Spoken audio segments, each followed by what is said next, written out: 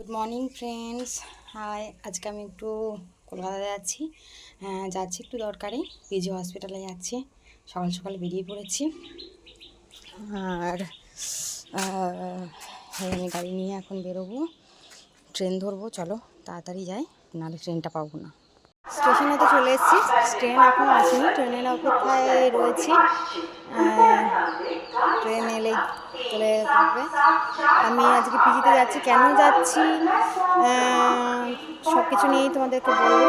আমি ডক্টর দেখাতেই যাচ্ছি, আর তোমাদেরকে এটাও জানাবো যে পিজি হসপিটাল অনলাইনে কীভাবে তুমি টিকিট করতে পারো। জানো তো টিকিট করতে হয়।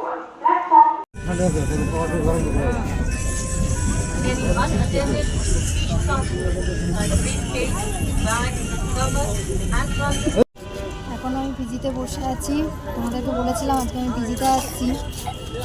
আমার একটা টেস্ট হয়েছিল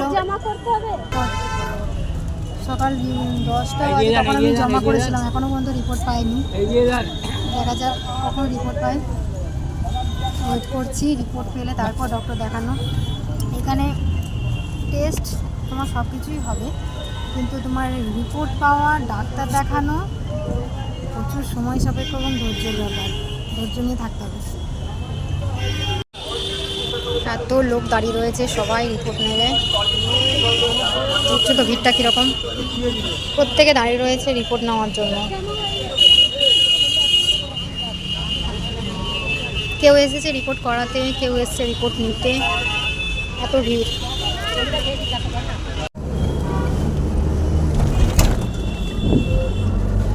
ডক্টর দেখানো হয়ে গেছে, এবার ঘরে ফেরার পালা।